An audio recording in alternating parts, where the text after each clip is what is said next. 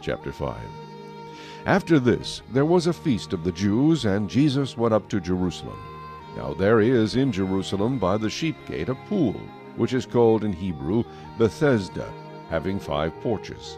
In these lay a great multitude of sick people, blind, lame, paralyzed, waiting for the moving of the water.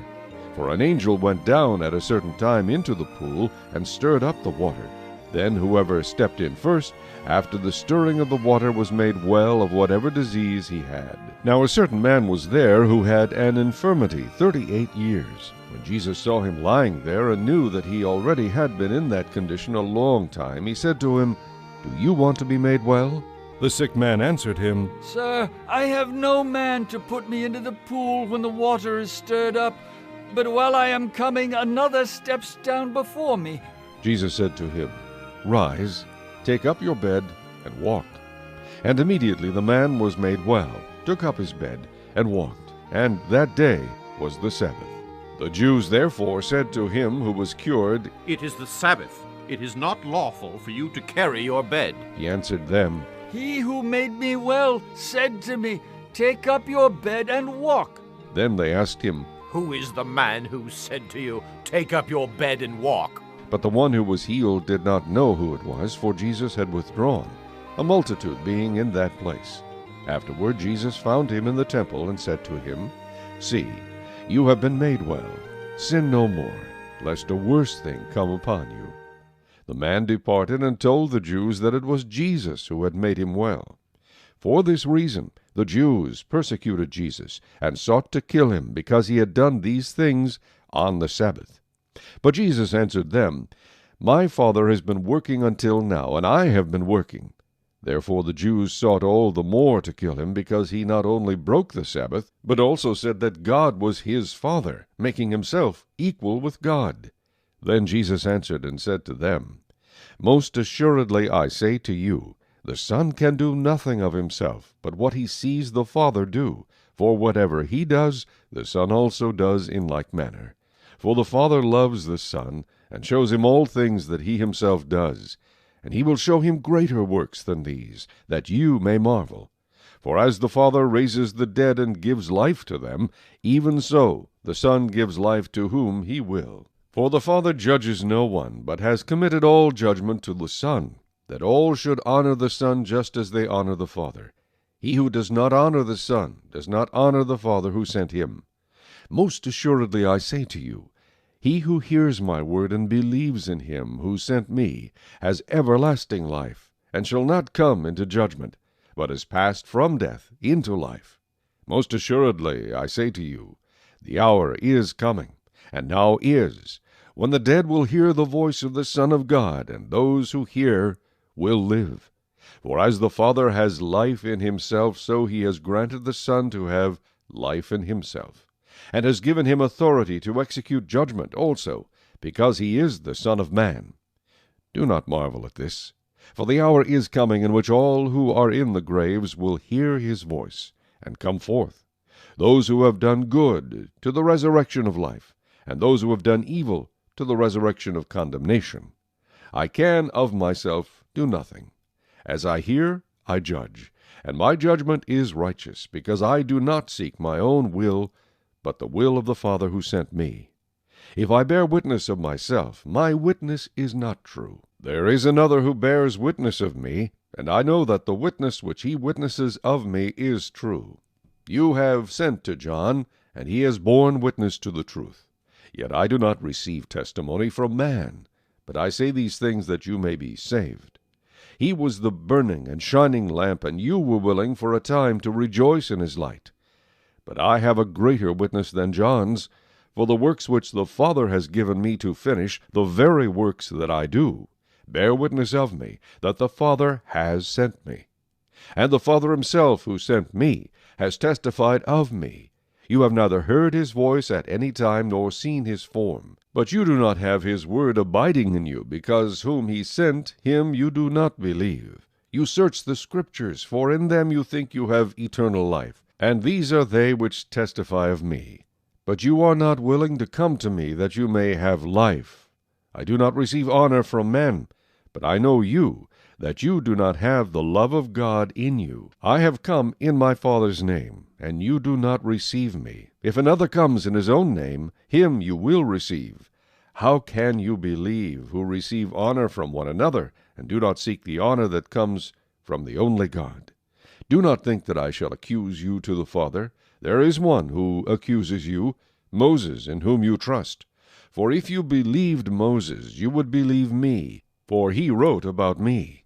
But if you do not believe his writings, how will you believe my words? After this, Jesus went to Jerusalem for a religious festival. Near the sheep gate in Jerusalem there is a pool with 5 porches. In Hebrew it is called Besatha.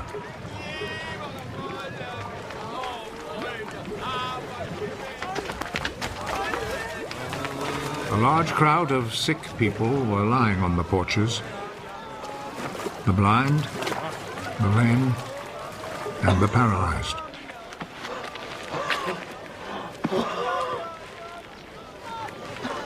A man was there who had been sick for 38 years.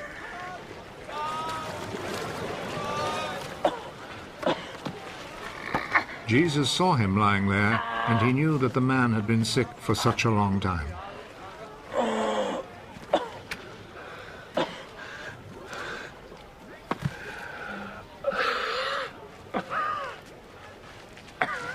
Do you want to get well? Sir, I don't have anyone here to put me in the pool when the water is stirred up. While I'm trying to get in, somebody else gets there first.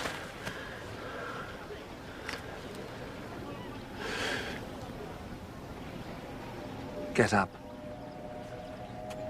Pick up your mat and walk.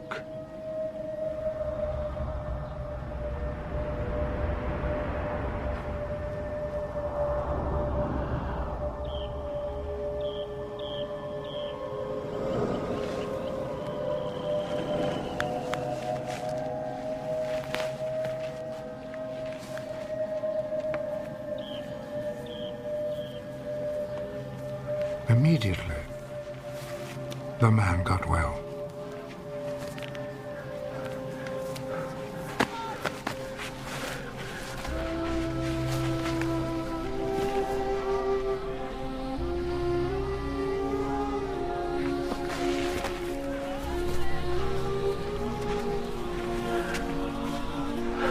He picked up his mat and started walking.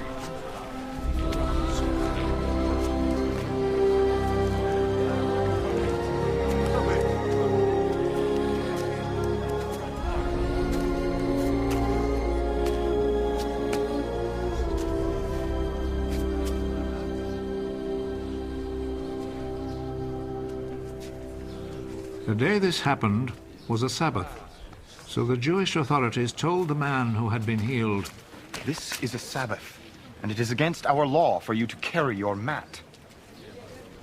The man who made me well told me to pick up my mat and walk. Who is the man who told you to do this? But the man who had been healed did not know who Jesus was, for there was a crowd in that place, and Jesus had slipped away. Afterwards, Jesus found him in the temple. You're well now. So stop sinning, or something worse may happen to you.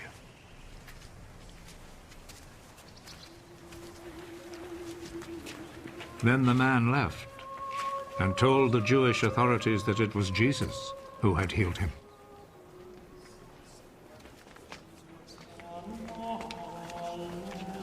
So they began to persecute Jesus because he had done this healing on a Sabbath. Jesus answered them, My Father is always working. And I too must work. This saying made the Jewish authorities all the more determined to kill him. Not only had he broken the Sabbath law, but he had said that God was his own Father, and in this way had made himself equal with God. So Jesus answered them, I tell you the truth. The Son can do nothing on his own. He does only what he sees his Father doing. What the Father does, the Son also does. For the Father loves the Son and shows him all that he himself is doing. He will show him even greater things to do than this, and you will all be amazed! Just as the Father raises the dead and gives them life, in the same way the Son gives life to those he wants to. Nor does the Father himself judge anyone.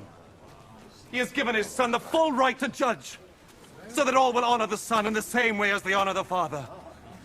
Whoever does not honor the Son does not honor the Father who sent him.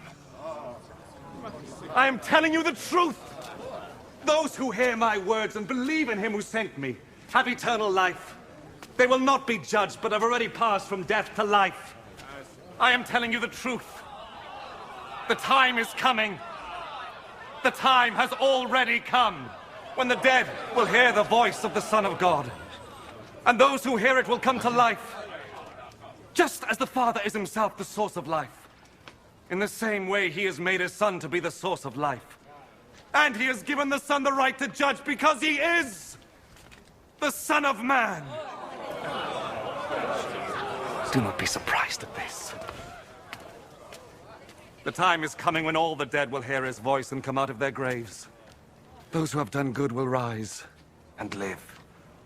And those who have done evil will rise and be condemned.